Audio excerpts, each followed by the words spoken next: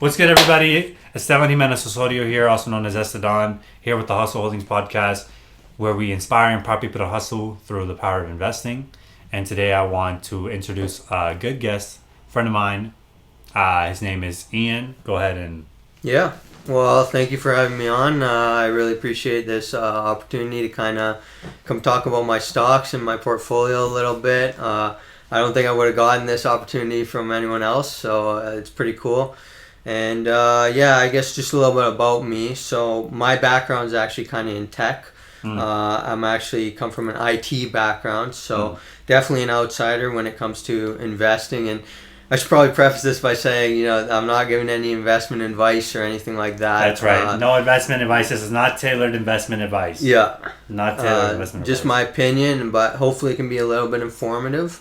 And that's a little bit about me. And I don't know if you want me to talk a little bit about why I'm interested in paper trading. Go ahead. Yeah. So maybe we should tell them how we met first. Sure. Yeah. So me and Iyan happened to meet through a common group. We were both looking for some sort of opportunity, employment, things like that. Yeah. Things are kind of turning around. As you guys know, I've been working Skip the Dishes, doing that full time, trying to take some of the money from that company and put it into an investment company. So that's still part of the plan. And then Iyan, maybe you tell some of the people what you got going on. Yeah, so kind of relating to my tech background, right now I'm actually interning as a business analyst. It's at a place called Inserva, and so essentially what they do is they're kind of an advocacy group. They do a lot more than that, but they're essentially the voice of the energy services, supply and manufacturing sector, and so it's a pretty good experience, getting good technical experience working there, and also a little bit more of the policy side and the business side, so I'm really enjoying that. And That's fantastic. That's great. So maybe we should talk about your paper trading portfolio, because you brought that up, because sure. me and you both we both do paper trading, right? And maybe tell people, like, we can get into some of the nitty-gritty stuff, but why you even got into investing in the first place, how that relates to your tech and background, and what is it about investing that really caught your eye? Like what we mentioned this earlier. We talked about this earlier. Yeah, for sure. So I think for me, why I started paper trading, first of all, was I wanted to see if I could make some money on the market. And for me, I think the idea of passive income, this idea of kind of making money while you sleep, that's very intriguing to me. And so I've been trying various different passive income strategies. I've been making a little money on YouTube. I've done some music as well, which we can maybe talk about that. I know we have that in common. That's for sure, 100%. Yeah. People know me. If anybody follows me from my personal journey, they know that I came up making music. Yeah. Right. So I came up doing hip hop music specifically, and things have transitioned now into the investing world. Mm-hmm. But I still see it as a part of serving the mission. Right. Yeah. So and then obviously investing to try and make that passive income. So I just think that idea of passive income is really powerful. And then this is a great opportunity for me to kind of share a little bit more about my knowledge. And so if I can inspire someone to try investing or even try paper trading, I think that would be awesome as well. For sure, that makes sense. So maybe, I don't know if you have your paper trading portfolio open. Do you have? It's on my phone. It's on your phone. Yeah. You have to pull out your phone, hey? Yeah, but I kind of know it off the top of my head a little bit. Okay, so let's go ahead and talk about some of your stock picks. Okay. Because I think this could be informative, and how how is it even done? How has it done? It's done pretty good. So this is I wanted to kind of say this at the end. How long have you been doing it? A while now. It's been a few months for sure. But I recently invested a lot more, when we were talking, and just watching some of your videos, and I did some research with AI. So oh wow, yeah, that's cool. So I invested a lot more recently, but I've been doing it for probably at least half a year. How much capital have you deployed so far? A lot. So I'm deployed, I think, around $700,000. Wow, so most of it. Yeah. I've only deployed $20,000 right now. Okay. I'm very baby. And I'll say this, because before I was stock picking. Mm. You saw that. I had MicroStrategy's preferred perpetual dividend paying stock. I had MicroStrategy's regular common shares. Okay. And I explained this all in a previous podcast why I invest or put these in the portfolio. Yeah. Nike, McDonald's, Google. I added Coca-Cola later. Those consumer staples. And we actually have a lot of overlap in our portfolios, and maybe I took some inspiration from you. I'm glad. I'm glad if somebody can take inspiration. Yeah. I just want to make sure that I'm clarifying because, when it comes to stock picking, what I'm realizing, and this is kind of as things have gone on, stock picking can be good. It takes a certain kind of, I don't even know, like, it's hit or miss for me. You know what I mean? Yep. And I've noticed that my best results personally, actually investing real money and in paper trading, have been to stick to the things that I know and to stick to the things that I understand. And yeah, sticking to the things that I know have seemed to work out the best. So I'll give you an example. When I was working at Lowe's, I worked at Lowe's for like 3 years. They had an employee stock purchasing plan where I could purchase the shares of them for 15% discount. Okay. And I was working there every day. Not every day, but 5 days a week. Yep. And that's how I kind of got started in the investing journey.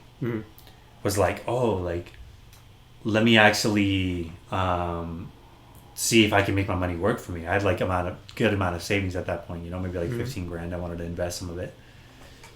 And I eventually left the company, took the shares, and kept them for like 2 years. Okay.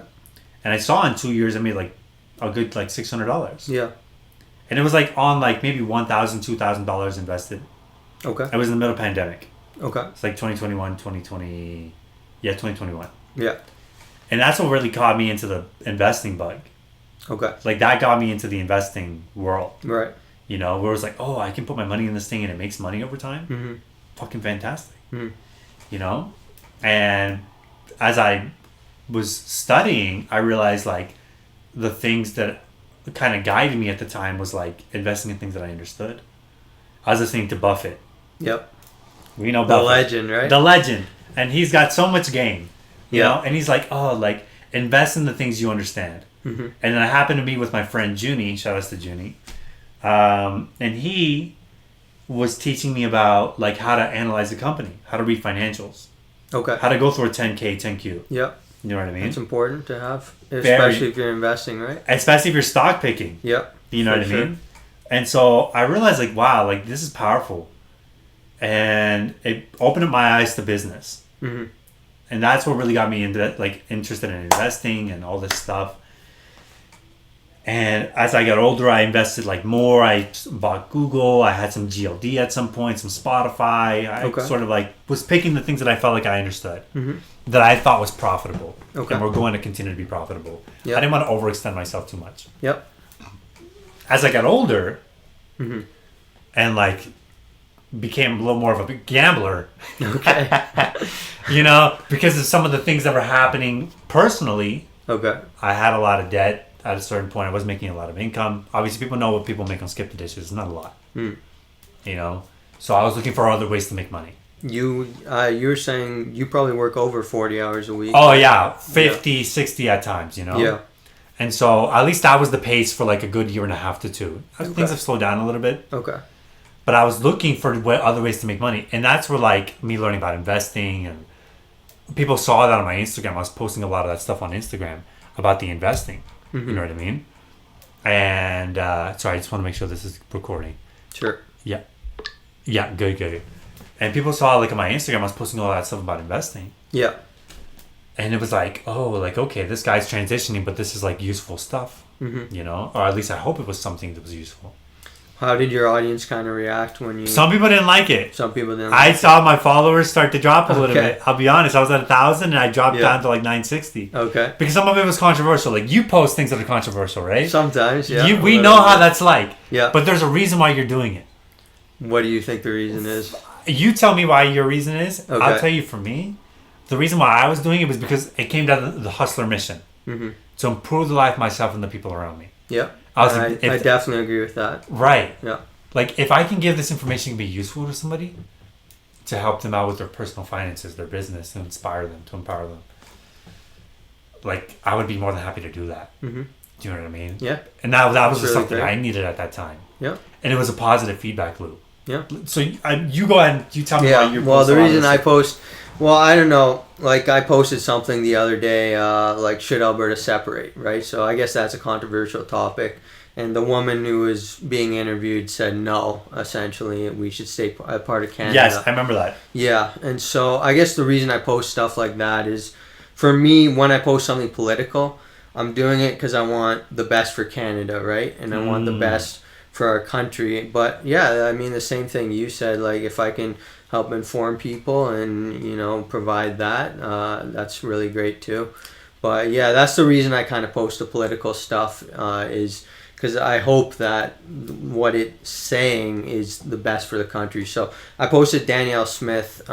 She was talking about we need more pipelines, or let's build pipelines. And I think, you know, you were talking about this before we started, that we have a lot of natural resources, right, in Canada. And so I think if we just unlock those natural resources, we could become what Mark Carney was saying. I don't know if you want to go into all this. But yeah, you go ahead and get into this stuff. But yeah. It depends. Because, okay, I want to put a button there.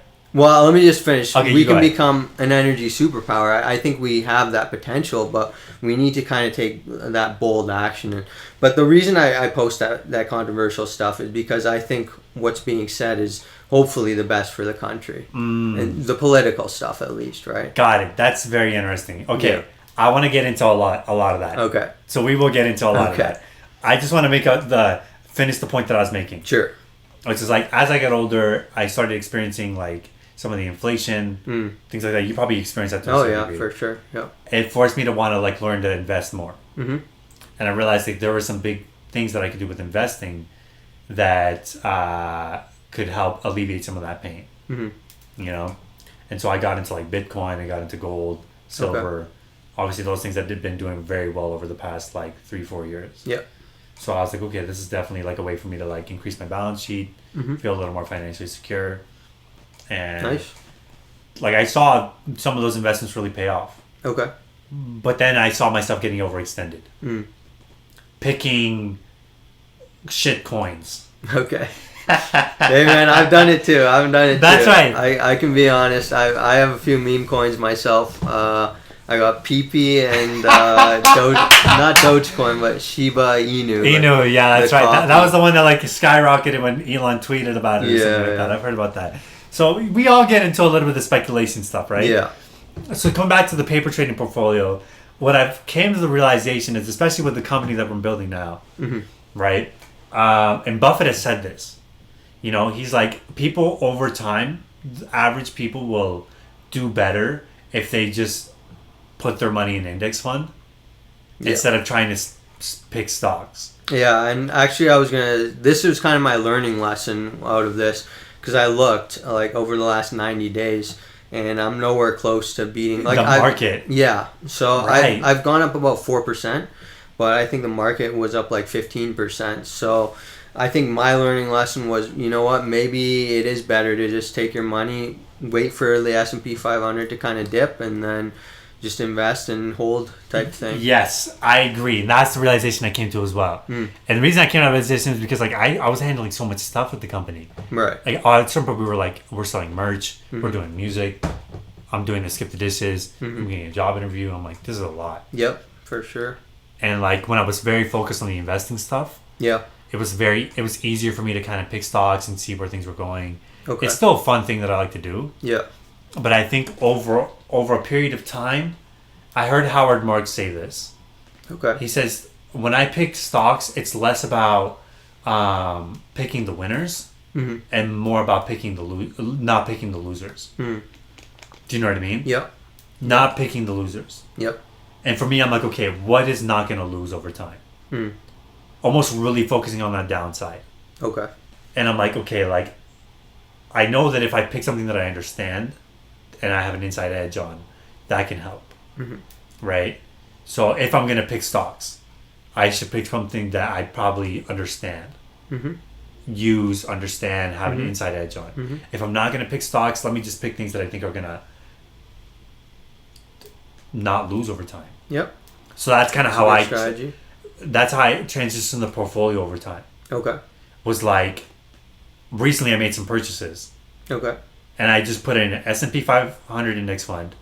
I did gold, silver, Bitcoin. Yep. That's it.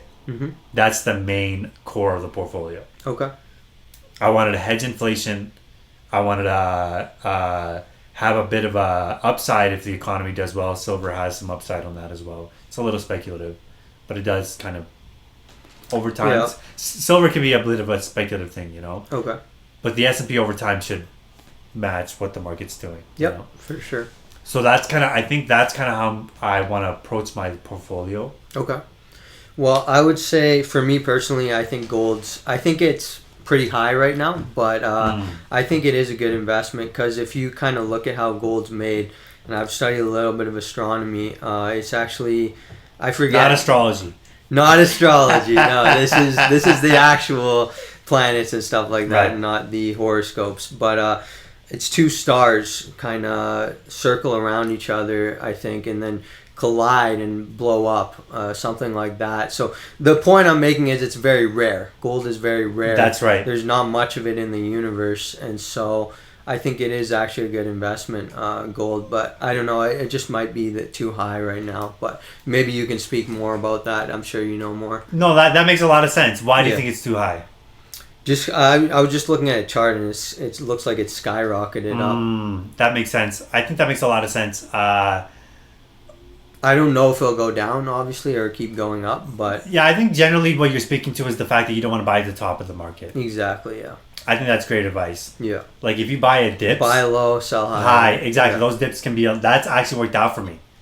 There was a point when I talked about this in the podcast, the Tesla, the speed between Elon and Trump. And it's so funny, all these politics are now having this impact on, like, the market, you know? Yeah. And obviously, I want you to speak on that as well. Sure.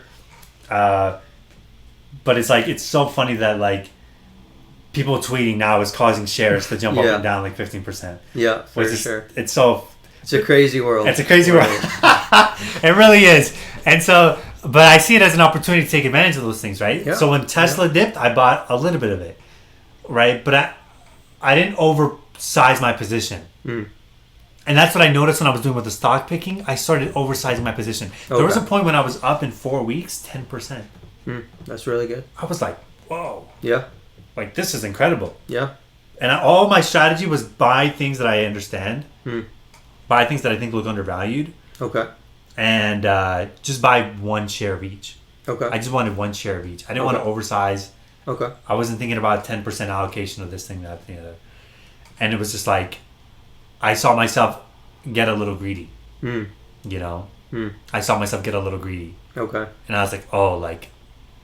And it takes time. And that's the thing, right? Like, we're so early. This is like four weeks into this, you know what I mean? Yeah. Whereas we should really be judging this over 10 years. Yeah, for sure. Do you know what I mean? Say, like, this is a 10-year game. You should get me back on this show if you're still doing it, like 2 years from now. And then we should talk about it again almost. Agreed. To see how much... Because all of my picks are long-term plays. Yes. Personally. And I think it's so easy to get caught up in the short term. Yeah.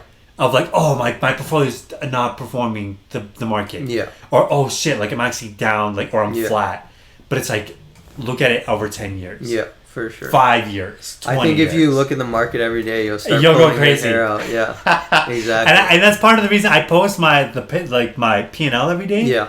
And I like, is it okay if we, on off the record, if we post your picks on the... oh, yeah. Okay, so we'll post Ian's picks on the... you want my video. Portfolio? Yeah, we'll post it. We'll post it either in the link or we'll post it right there on the video. And you guys can see some of his picks. And we'll get into some of those picks. Maybe we can get into some of those... Did you want to get into some of those picks right now? Yeah, I can just go off the top of my head if you want. Yeah, so let's go ahead and do that. You guys have already seen my picks. I already told you I've updated my portfolio to... Right now, it's largely S&P... gold, silver, Bitcoin. I'm very bullish on hard money. They'll revert back to hard money as national deficits. Like either it's we're reverting back to hard money or the commodities are going to continue to keep up with inflation. Does that make sense? Yep. Yep. That's kind of my bet. Okay. Regardless of whether the White House adopts it or not. Mm-hmm. Regardless of this country or that country, I'm bullish on like the hard money stuff, you know? Mm-hmm. I've seen it perform pretty well. You're right. It looks like it's overvalued right now. Right. But I think even if you look at silver, like silver's starting to have like a little bit of a outbreak. Okay. It's down from its all-time real high. Mm. So silver actually during the 1980s was at $50 an ounce. Okay. And if you do that in real terms, that's like $120. Mm. You know what I mean? Yep. So it's like I think silver has a long way to go. Okay. You know, gold. I think as countries continue to inflate the currency, is going to continue to outpace inflation. And Bitcoin just seems to be the best. I wouldn't say the best, but one of the best solutions for that. It's like a digital gold. Mm-hmm. It's where technology. You talk about tech background. Yep. It's where technology and hard money meets, which is why I love it. Mm-hmm. And then the S&P, I think, is just like, and I thought about even adding the TSX. Okay. I know the TSX is very like heavy on commodities, very commodity heavy. A lot of natural resources, which I love. Mm-hmm. I'm bullish on natural resources. Yeah. Like freaking uranium. Okay. Renewable resources for energy. You know what I mean? Yeah. To decarbonize. Yeah. Gold mining companies. Okay. You know, those are also on the TSX 60. Okay. Even some tech companies. There's some like just solid companies, you know. Okay. So I'm thinking about that's one of the picks I was thinking of adding was the TSX. Or like I like commodities tend to keep up with inflation, and some of those companies can tend to overperform inflation because of the leverage on the commodity. Okay. But it was something I was considering adding. You know, there's some good like there's banks. Yeah. You know the banks. For sure. Banks are solid. Yeah. So those are like things that I wanted to add into the portfolio. So it's something I'm considering, but I want to build my confidence about it. Okay. So right now, mainly, and I didn't sell any of the positions either. Okay. Nike, McDonald's, MicroStrategy. I'm still like, part of the Bitcoin play is, half of it is MicroStrategy. Okay. Because it's a levered Bitcoin play. Yeah. And then the other half is, just the spot ETF. And we'll see how it performs over time. Yep. You know? You gotta give it time, right? Gotta give it time. This is a long-term game, you know? Yeah. And I've actually started investing some of the money in the portfolio of the company. Okay. Like real money? Yeah, real money. Okay. And I put immediately into the Canadian version of the S&P 500, the VFE. Okay. Because obviously I want to like mitigate some of those currency exchange risks.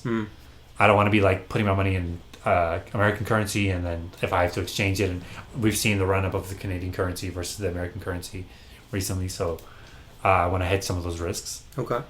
Anyway, we'll put Ian's portfolio. I want you to get into your portfolio. Sure. I talked about mine already. You guys can see that. Go ahead and give everybody your stock picks, why you picked what you picked. Sure. And some of the rationale behind it. And then after that, I want you to get into some of the things you're posting on Instagram and like why like you mentioned, you want the best for the country. I think that's important. Yeah. Even like for the investment side of things, it's hard for investments to do well if the country's not doing well. Yeah, for sure. Does that make sense? Oh, yeah. That's one of the risks 100%. we need to mitigate. Yeah, for sure. Do you know what I mean? Yeah. And we talked about it, deregulation, getting the right people in power. Yep. Does that make sense? Yep. And you want the type of person, because everyone's going to talk, what I've kind of learned these last couple of years I've been involved in politics, is everyone talks a really good game, but then when they actually get into office, it's a different story, right? Right. So you want someone who's talking a good game, making good promises, but you also want someone who's going to get in office and work their ass off for the country, right? Like, I feel like the type of people in power right now made some really great promises and aren't really delivering on them so far. Right, they're not following through. So far, at least. Yeah. Right. So, what are some of those promises that you would like to see people follow through on? So in the U.S. for Trump, he was promising to end the Ukraine-Russia war in one day. That was one of the big reasons I was actually supportive of Trump in the beginning, is because I thought he was going to be able to end the Ukraine-Russia war. And obviously, hasn't been able to make it happen. Make it happen. But Putin's still firing bombs. Exactly. But I think for him, he should have had a little more self-awareness to understand, a war is complicated, right? You can't just sit down and solve it in a day type thing. And so that's one promise that, I really would have liked to seen fulfilled on the U.S. side. In Canada, I don't think personally that Mark Carney's followed through on some of the things he's promised either. He's promising Canada is going to be an energy superpower. Personally, I can't see it with some of the policies we have in place, like Bill C-69, like the emissions cap, for example. Like, these things are going to kind of destroy us, so I don't see how we can become an energy superpower with those in place. But obviously he just started, so we'll see in the fall if he takes a little more action on that. Amen. And it's so interesting because policy has a direct impact on the markets. Oh, yeah. It's hard for us to separate those things. Yeah, I mean, you look at Trump, right? Like, every time he announced tariffs. It's like, shoom, shoom, shoom. Exactly, right? And they have a direct impact on business. Yeah. Imagine you're Nike, for example, and all of a sudden you can't get your stuff from China. Mm-hmm. Like, those macroeconomic impacts are going to have an impact on things, Oh, yeah, for sure. So I would say, like, I try to pay attention to those things. It's very important. Mm-hmm. How do you see, like, some of this, because you tell me, like, some of the promises that Carney made. You said energy superpower. Yeah. So what are some of the promises that Carney's made? Because I'm curious. I don't know. Yeah. Well, like, I sort of kept up. I know the carbon tax we cut. Yeah. And that, for me, at my business, my courier business, is like, amen. Mm-hmm. Now I'm paying less on gas. Mm-hmm. That's come down a little bit. Inflation has cooled. Mm-hmm. It's not as bad as it was during 2022, 2023. Yep. So Canada has been doing a better job of taming inflation than the U.S. So I'm grateful for that. Mm-hmm. Like, our debt problem isn't as nearly as bad Mm-hmm. as the U.S.'s debt problem. Yep. So those are things that, like, and those can be risks over time. Yeah. On the investments. Those are people like, if you're investing, take those things into account. Mm-hmm. You know what I mean? How much you take that into account is up to you. Yeah. You listen to a guy like Buffett, he's like, I don't pay attention to those macroeconomic things. But even now, he's coming around and saying, we have a currency risk. Do you know what I mean? Yep. So no, I think you do have to pay attention to it in today's world. I mean, I was just thinking a few years back, I think Elon Musk tweeted, like, Tesla's stock is too high, and people started selling it. So it's things like that, right? That's right. Like, you do have to really pay attention in today's modern world. I think one thing Carney kind of promised, he did, like, he's kind of gone back and forth on this, but he did basically say he's open to new pipelines. So I would like to see that from Carney. Yes. He did promise to remove the federal interprovincial trade barriers. Yes. I'm not sure how he did. Like, there was some legislation that was brought forward to address that. I'm not sure if you could give him a complete, like, check mark on that one. So I do think there were a lot of, I'd have to go back through it, and I don't remember them off the top of my head, but he said a lot of really nice things, and he made it sound like Canada was going to be a very prosperous country, so I think the expectations are really high. The other thing he promised is basically kind of was saying, I'm going to get this situation with the U.S. sorted out, right? And I think a lot of people trusted him more than Poilievre to get the situation in the U.S. sorted out, and he hasn't really delivered on that. And obviously, it's pretty challenging with somebody like Trump in the office. But that's one that, maybe, and I don't think there'll be a deal by August 1st. That's my personal opinion. So that's one where maybe Canadians, and I don't know how Canadians will react, because if you look at the numbers, the Liberal Party is doing better than ever. So, but I do hope Canadians do hold him accountable, and amen. I hope he delivers on what he promised, but we'll have to see. So well said. Yeah, so well said. And it's so funny because again, like, yeah, so much there, like, to unpack, deregulating. Yep. You know what I mean? How important that is. Yep. Holding each other accountable. Mm-hmm. You know what I mean? As much as we may agree or disagree with whoever wins in power and things like that, I think, like, understanding the impacts of those things in the short term can be important, especially if, like, somebody's trading stocks But it's so funny. Like, this comes back to the mission of what we're doing here with Hustle. You know, because I noticed like, and this is something I learned in my CSC course. Okay. Right, which is like, there's a political cycle as well as an economic cycle. There's a business cycle, a debt cycle, and a political cycle. And the political cycle is like, at the beginning we want to promise a lot of things.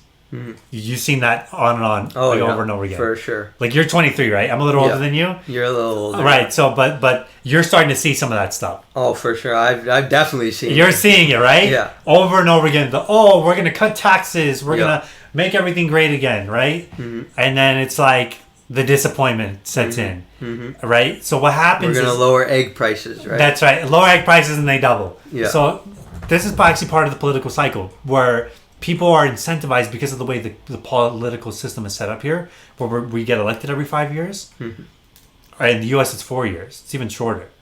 Right. Sometimes, and then like the incentives is to how can I get elected, and then how can I.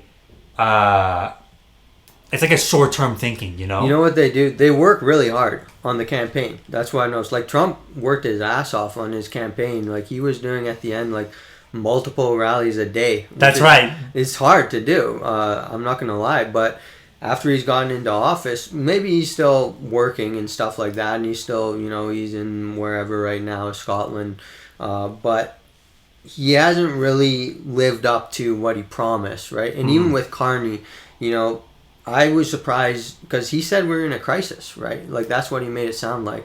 We're in an economic crisis, you know, we're in a lot of trouble. We are. And, but they took a vacation for the summer. That's something I was surprised a little bit about, right? Because we're in such a crisis, maybe you shouldn't be taking a vacation. And then he got this letter from Trump, right? And they had to hold that kind of emergency meeting in Ontario. And so, you know, it just... They work really hard on the campaign, and then it seems like when they get in office, they're not working as hard. Right, and I want two things. One is like, I think what you're talking about is spot on. Like, I think there's something to be said about that. Yeah. I think there's something there where we notice like they promise a lot, they work their ass off, but when it comes to actually following through, there's something there that doesn't seem to connect all the time. Right, and it seems like that's kind of what the game is. It's like, how do I promise to give as much stuff at the beginning, and then as I go on, things get disappointed, and then we want to get like someone else. It was the same thing with Trudeau, like, you know what I mean.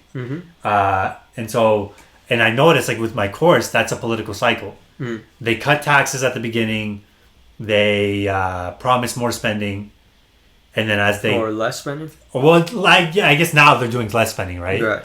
And then as things go on, they want to invest more and spend less.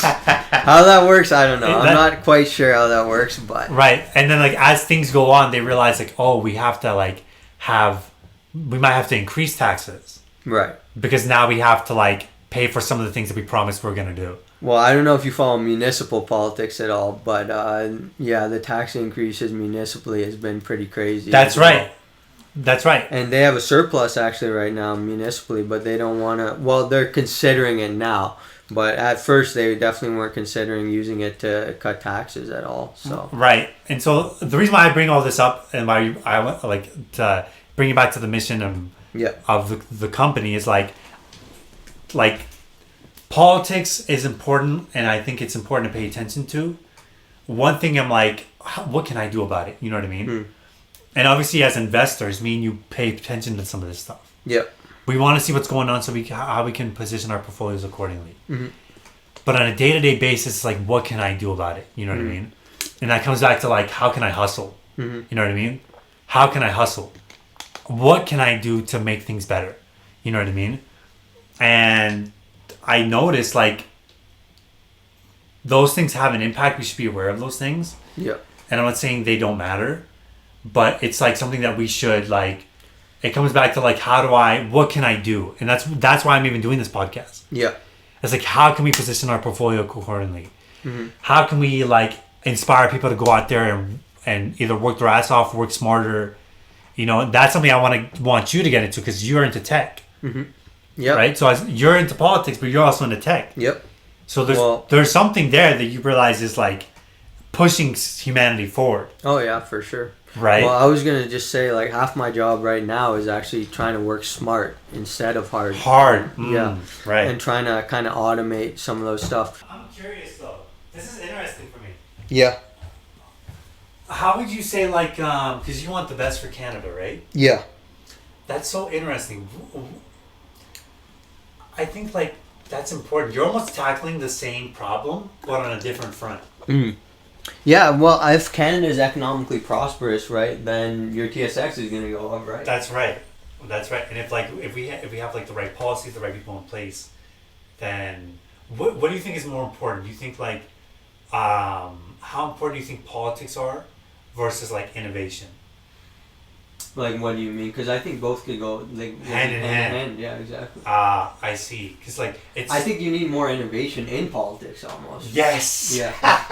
Amen. Right. Bro, and that's why I feel like so funny. My friend, I have this friend called Dubious. Okay. He posted me on like his Instagram or whatever. Yeah. On his like radio show, and he was like. So you got posted to like a hip hop page. Yeah, I did. Yeah, it's pretty cool. Yeah. And like this is why it's exciting. Like what's going on with like tech innovation, and because I feel like we do need more innovation in politics. Mm. It's such a old. Like game, you know, Well, where like humans are making these decisions. Yeah. It's like us monkeys are making these decisions, you know. Well, I'd say I'm not really ideological anymore. I think I was a little more. Like more pragmatic. Yeah, exactly. So I don't really choose like a party, but I just try to take like the best policy positions from each party and then try to figure out how to implement it, right? So I think if you can find ways to make the government more efficient, maybe you could take that money and even do like social programs, right? Yes. Like pharmacare and whatever and stuff like that. So, but I think you don't want to raise taxes to do that, right? You want to find efficiencies in the government, and then you can use that money for other stuff or even to pay off the debt or whatever, right? Wow. Yeah. That's so interesting. It's almost like you're opening up my mind to another way of tackling the problem. Yeah. And I actually thought about this recently, where I was like, oh, like there's probably a way for me to tackle this thing through politics. Do you know what I mean? Mm-hmm. It's like there's almost a way to tackle that through politics. You know what I mean? Whether it's like you said, getting the right policies in place, getting the right people in place, not being one side or the other. How do we get the best policies? Yeah. Like I noticed that you're pretty level-headed when it comes to like the political parties. Yeah. You don't take sides necessarily. No, not anymore. Like, I used to. That's it, right? We used to as a young kid, right? Yeah. I'm assuming you probably grew up like a young liberal. Yeah, like my community is more liberal, but I was a hardcore bro. You want to see something? Sure. You don't think I'm fucking liberal, bro? Look at this shit. This is Che Guevara, the leader of the Communist Party. Okay. In freaking Cuba. Okay. I literally had this. So you were falling communist. I was a communist to fucking. If you're not a liberal by the time you're 22, you don't have a heart. Yeah. I If you're think not Churchill said that. That's Right? right. If you're not a conservative by the time you're 28, you don't have a brain. Yeah. Yes, and that's kind of where I came to. Like, I'm telling you, bro. I think I'm more libertarian. That's agreed. Yeah. Yes. That's kind of where I am. Do you see yourself going into politics? I want to eventually. Yeah. Yeah, for sure. that would be interesting. It's so funny you mentioned pharmacare. Yeah. Because I feel like me and you both see the benefits of like having like a healthcare system, you know? Yeah. Well, when I was unemployed and stuff, I kind of, because I guess I had insurance through my parents this entire time. So when I turned 18 and then became unemployed, or maybe through school or something, I don't know. You didn't have coverage anymore. I didn't have coverage. And it was like, holy shit. And then I had to pay for my own medicine, right? And so that's where you realize, okay, our healthcare system is supposed to be free or whatever, but it's not really. So I think we're making a lot of progress. Like the Canadian dental plan, I'm on that personally. I think I should probably get on that. Yeah, you should. It's basically free, so you should take advantage of that for sure. Yeah. But I'm very grateful for that. As one thing Carney's done, he's expanded that. So. Right. I think it's like, because me and my mom talk about this. It's like, how do we deregulate, let businesses eventually innovate, and then we find solutions through the free market. for some of these problems, but we don't want to cut off so hard. Oh yeah, for sure. Where it's like, okay, now we're gonna stop spending on everything.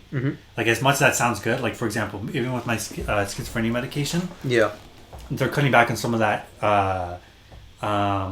Like coverage. Yeah. So I'm like, shit, I need to find a job. How am I gonna get coverage? And this shit is expensive. Yeah. It's like $600 per injection. Now my hope is like, idealistically, I want to find like a cure for this stuff. Yeah, that would be nice. Like for real. Yeah. Like that's actually like I think about this stuff. Well, they were saying AI could help cure some diseases. Exactly. Yeah. That's what I'm so like, and that's why I'm so grateful for AI and technology. Yeah. That pushes and like progress over time. You know? For sure. But it's like, how do we take care of some of those immediate needs in the meantime? And sometimes I think it's very easy for me to get caught up in like the inflation, where I'm like, oh man, everything's getting so expensive and stuff like that, which is, it's important. Like it really is important. Yep. Especially like someone as an adult. That's why I think like adults get very gung ho about it, because we see like, shit, we're working all these hours to pay all these bills, you know. But it's like, and taxes too, right? And taxes, that's right. It sucks. Like even at work, making money and then seeing 25%. Yeah, it's less in my bank account than I actually made.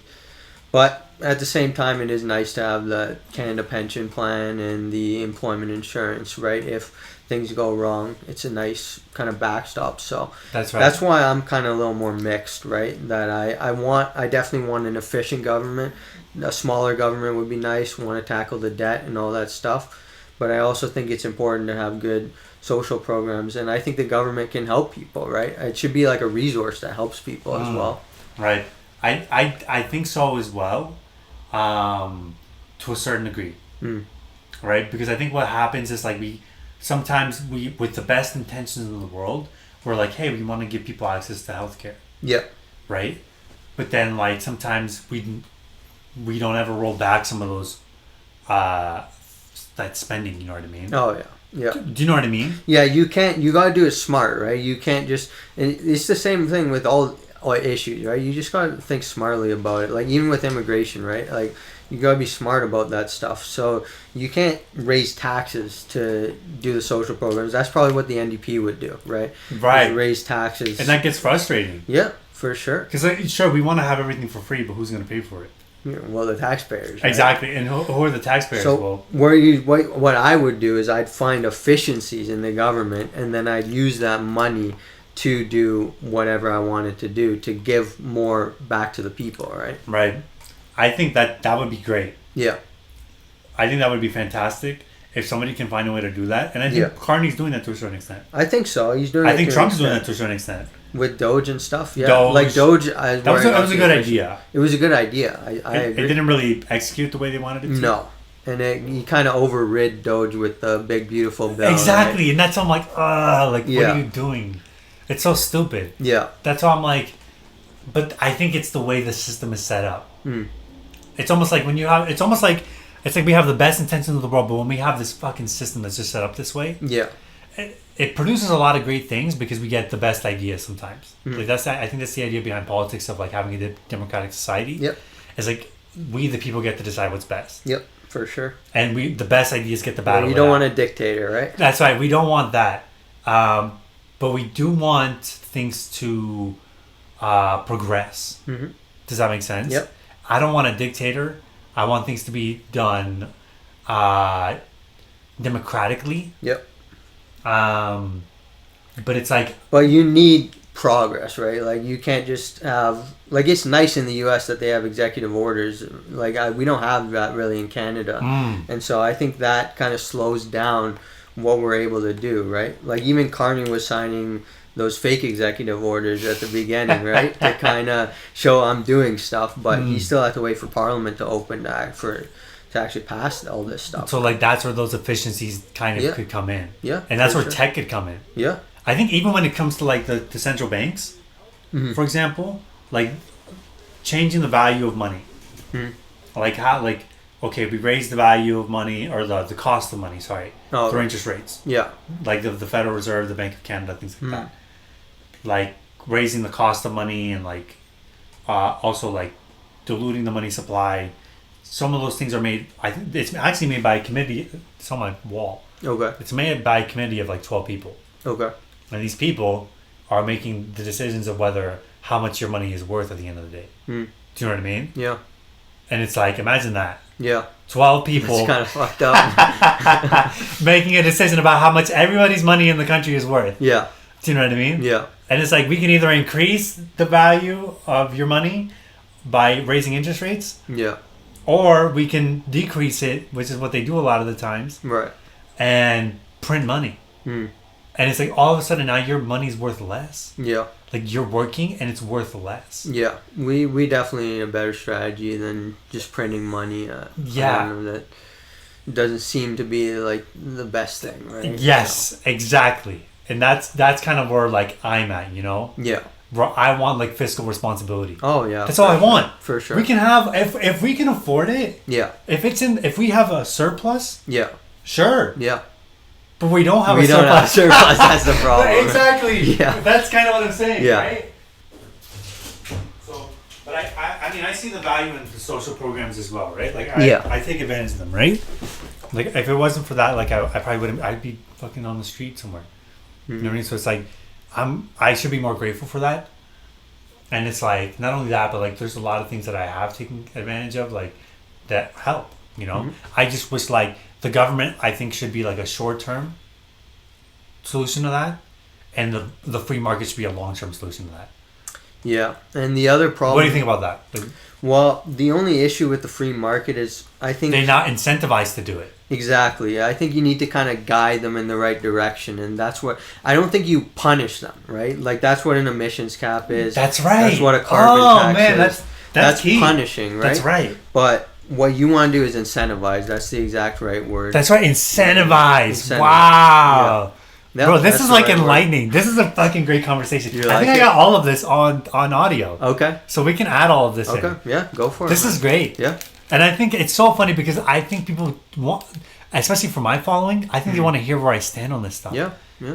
I think people are like, where is this guy standing? He's posting about crypto. He's posting Trump, but he's also posting Peter Schiff. He's posting about Simple. What is he about? Where does he stand on this political stuff? I think we're pretty similar, actually. I agree. Just kind of more pragmatic, right? Yes. Common sense type approach, right? That's right. Rather than picking a party. So I think in that way we're very much aligned in terms of our values, values, the way we look at things. Yep. And like the things we think is like should be done in government. Yeah. I think I agree. We're actually on the same page on a lot of these things. Yeah, I think so. Yeah, agreed. Yeah. It's so interesting because it's like people sometimes take conflict as a bad thing. Mm-hmm. That like energy of like conflict, and it's actually just trying to push us to get better. Yeah. It's like an evolutionary. I would just say with conflict, I don't like it when people get like disrespectful. Exactly. I agree. It has, and we've been maintaining the respect. Oh yeah, for sure. That's key. Yeah, I agree. All right, stock picks. Let's go into it. All right. So the most recent one I'm doing, and this kind of goes back to what you said about investing in what you know type thing, right? So I've been doing a little bit of that myself. So most recent pick I have is ServiceNow. I don't know if you're too familiar with that. Are they credit union? No, they're an IT ticketing system. So I actually worked with it previously in one of my previous roles. So I'm pretty familiar with it. I know it's robust, and they're a leader in AI as well. So that's what I like about them. And their stock kind of went down a little bit. So I thought it would be a good time to kind of invest in ServiceNow. So that's the first one. Obviously, I have Tesla. I think this week Tesla dropped a lot because that's right. Because the quarterly earnings. Yeah, exactly. They have low vehicle sales, low deliveries, and he's even reduced the outlook moving forward. Right. So I actually bought more into Tesla. See, that's smart. Yeah. That is smart. It went down because I do, and I don't know if we want to talk about Musk, but it all relates back to like these people, right? But I thought he was kind of going off maybe in the wrong direction a little bit. With the politics. For a little bit. But then he kind of re-centered himself back to technology. And so I'm a big believer, I guess, in what he's building, that kind of Musk-onomy, if you want to call it that. SpaceX. I like the X platform. I've had some issues with X. I've actually talked about this in another podcast. Tell me about it. Well, I faced a lot of racism, actually. Wow. See, X. and that's what people have complaints about. Yeah. Because it's like, it's just a free-for-all. Yeah, exactly. And it's like, as much as we want to promote freedom, freedom's important, but it's like, as a platform, do you really want to have everything go? Yeah. Do you know what I mean? It's tough. It's a tough discussion for sure. It really is. I'm a big believer in free speech myself. Mm-hmm. I think personally this country is poor when it comes to free speech. I think it could be a lot better. But yeah, there's a limit. There has to be a limit, right? Otherwise, you're going into crazy stuff. But I am a believer. XAI, I use Grok. That's my. I saw you did a app on that. Yeah. Or like a game. Video game. Yeah. That's I didn't do that, but someone else did that. Oh, okay. I thought you did it. I was like, yeah, that would have been pretty good, right? That's incredible. Yeah, but so that is my main AI that I'm using is Grok, and I just a robo taxi, the Tesla diner they came out with. I don't know. Great products. I think he's doing a good job, so that's why I'm invested in Tesla. Strategy, I don't know if you want to talk about that. You probably know more about that. No, you tell me. Tell me about your... The only reason I'm really in it is because it's closely tied to Bitcoin, right? So it's essentially, that's the reason I'm invested in. Why? What is it about Bitcoin? Do you see it as a speculative thing? Like you think the price is going to double this year kind of thing? Or do you see it, like, where's your stance on that? Well, I mean, I've seen Bitcoin. I followed it for years, and it seemed to trend upwards pretty steadily. It's obviously pretty volatile as well. Why do you think it's trending upwards, though? Why do I think it's trending upwards? I don't know. Maybe you could speak more to this. Why do you think it's trending upwards? Well, I think the reason why is because it's the same reason why gold has been trending upwards. Mm-hmm. It's like the hedge against inflation, right? So it's a way to keep money honest. Do you know what I mean? Yep, for sure. So that's really what it is, Okay. And obviously, like, people are like seeing it as a speculative asset. They think it's going to double and triple, and they're day trading it and stuff. But I think overall, the fundamentals of it has been like it's like a digital gold. And the reason why people own gold is because, like you said, it's scarce. It's something valuable. Yeah. Right. Like There's only a limited amount, right, of Bitcoin. That's right. And imagine like you're storing your life's savings or your work in something that they can just print at any moment. Right. It's like, what? Yeah. Do you know what I mean? Yep. It can help like expand the economy. Right. When things are low, but that Keynes economist thinking is really taken off. It's like, and I think the way the political system is set up, it's they're just incentivized to want to continue to print more because they're just kicking the can down the road type of thing. So I think Bitcoin is a way to like keep those things honest. Yeah. To be like, hey, like, okay, we do want to have an expanding economy. Credit's important. We don't want to necessarily have just a super hard money, so we can't expand beyond that. Does that make sense? Yeah. Like the reason why there's even a credit-based system is so we can like pay for things that we don't necessarily have the money to do. Right. Imagine if you had a home and you had to pay for it all up front. Yeah. Most people can't do that. Can't afford that. Yeah. Now, sure, the prices have gone up because they keep inflating the value of money, but it's like that could cost significantly more than what somebody has in their savings. So, but it's something that's useful. Yep. Same thing with business. Imagine you want to start a manufacturing company. Right. Well, you might not have all the savings to do it. Yeah. Well, credit can help. Sure, raising capital from people can help. Yeah. Having savings can help, but sometimes having access to credit can give us those opportunities. Yep, for sure. That we wouldn't necessarily have. Like the same with education. Yep. Imagine if we had to pay for all our education up front. Oh yeah, no. Most people couldn't do that. Now, hopefully it wouldn't be as expensive, and I think part of the reason why it's so expensive, why so many things are so expensive now is because partly regulation, we spoke about it, but partly because of the money supply increasing. And we've seen that reflected in the national debt. Right? So these are things that I encourage people to look into, you know.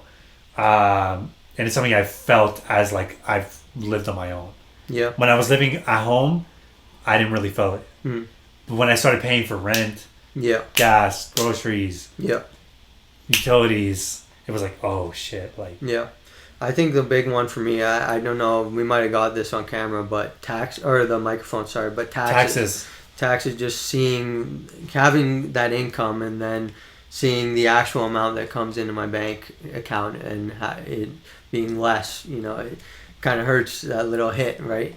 It's almost like they say taxes, it's a penalty for doing too good. Almost, too good, exactly. Right?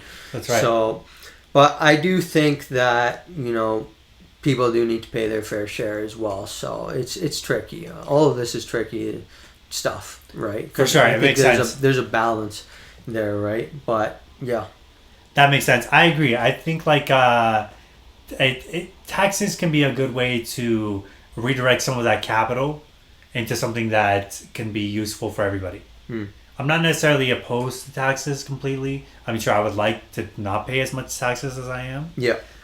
But something that's reasonable, right? Yeah. I think that's what we're looking for, right? And I think the big problem is the tax money goes into this bureaucratic system, and then you don't really get as much out of it as you potentially could, right? That's right. So, exactly. That's an issue as well. That's right. And if you look at just how the federal deficit, like I think Canada's in $1 trillion of debt. Like you got to think about that. Like how does that even work? And I think that was under Trudeau, right? That's just been cumulative. Like that's been under Trudeau, but it's been like cumulative. I think in COVID it shot up. Yes. Yeah. Exactly. And just think about like how that works. Like we shut down the economy, all this stuff, you know. Yeah. And then we print the money. Yeah. Right? Obviously, we want people to not be doing as bad as they would have been. But there's a limit to that. What do they do to try to pay for the debt? What do they do? Oh, they try to raise taxes. Exactly. Right? Yeah. That's right. And that's where I'm like, oh. Yeah. You know what I mean? Oh, yeah, for sure. So I think I feel your pain. Yeah, for real. You know what I mean? Like, I'll give you guys an example of this. Because you guys know I do skip the dishes, right? Yeah. So, for example, as a self-employed person doing skip the dishes, because people aren't aware of the reality. And I wanted to talk about this for so long. Yeah, this is interesting. I'd like to hear this. Yeah. So, okay. So, for 1 year of working skip the dishes, 60 hours a week. Which is crazy. That's hustle. Yeah. Right? Yeah. I made like 60 grand in a year, close to. Which it was okay. It's okay. It's not bad. You can do better. But you can do worse. 60 hours a week for 60K is not. It's not great. And so, imagine on that amount of income. I'm getting a call. 1 second. No, it's all good. Imagine on that. So, on half of that revenue, I was unincorporated. And half of that revenue, I was incorporated. Okay. On half of that revenue, which is around $25,000, I ended up paying $4,000 in taxes. Wow. On 20 I want to say it's $25,000 of revenue, something like that. $4,000 in taxes. Now I was going to, most of it was CPP. Okay. Which is like, okay, I should be getting something at the end of my life if I stay in here and... Yeah, and I said, I am grateful for those programs, the CPP and EI and all that stuff. Right. And maybe I'm just not even aware of how that's going to impact me when I get older. Right.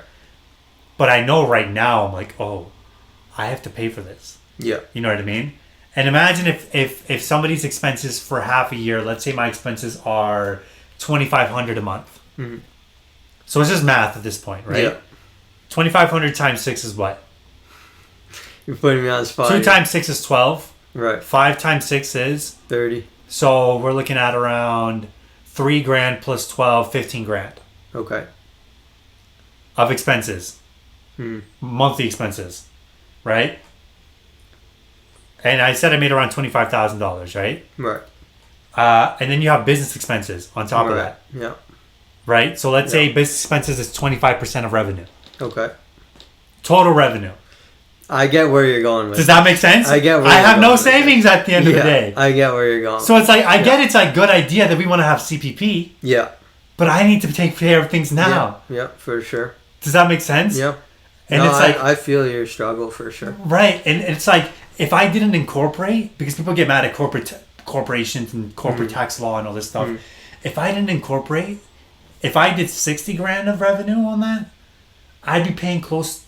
I know a guy who paid upwards of 20, I think it was 15 to 20 grand in taxes. Wow. And it doesn't sound like a lot. Well, it sounds like a lot. But imagine you're paying business expenses on top of that. Yeah. Right? Yeah. It adds up for sure. Yes. And so what I have to do is find ways to be more efficient, which is using corporate tax law. So me using corporate tax law, I'm able to cut my tax expense doing skip the dishes Okay. from, let's say, $4,000 in a year on $25,000 revenue to maybe paying only what it costs to prepare the taxes. Okay. Which is like as much as like maybe $1,200, $1,000, let's say.